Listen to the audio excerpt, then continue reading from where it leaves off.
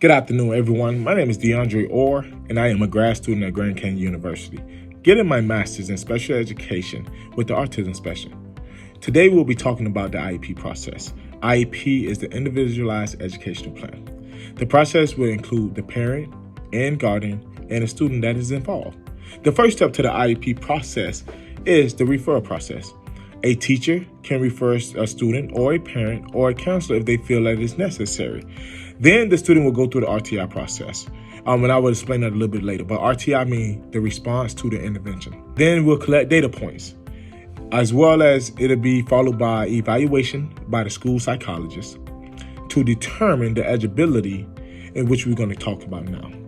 So with the eligibility process, a team is assembled with the school psychologist, the teacher, the parent, a SPED teacher, and a community advocate for the child.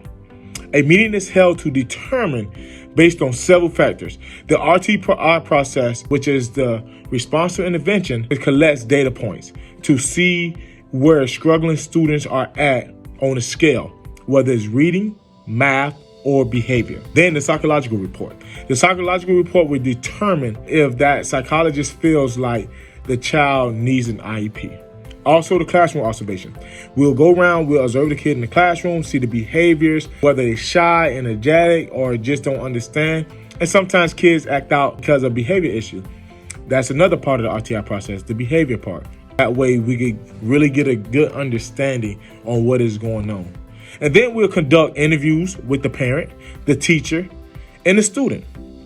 Now let's transition. We're going to talk about the components of the IEP process. So with the components of the IEP process, you're going to present levels of performance, parental rights, and the SB 10 letter must be read.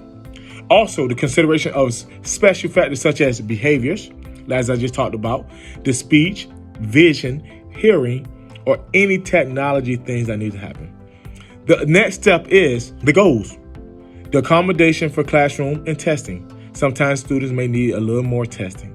Also, they're going to have service hours because every IEP student have a set amount of service hours. Then we talk about transportation. Transportation is whether they need special transportation, whether it's door to door or door to the school. Then also notice that the meeting at least 10 days, at least 3 attempts to contact the parent to attend.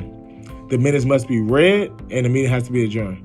Now we're going to switch over to the expectation of the IEP process. So you're going to have ongoing communication with the teacher, the parent, the school, and the support staff to help development and achievement of that student. Now we're going to also discuss the ethical responsibilities for the teacher has to uphold with the integrity of a professional as part of the IEP process. So with the IEP process, we know that every student is different. We must have a high regards for that, but then we also must understand that with different components, every student is not the same.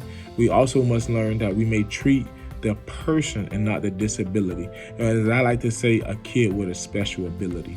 So the IEP process is really important. It's very beneficial. Then you also have a good team. And then if a parent feels like an IEP is not working, she could call an emergency meeting, which has to happen within 24 hours.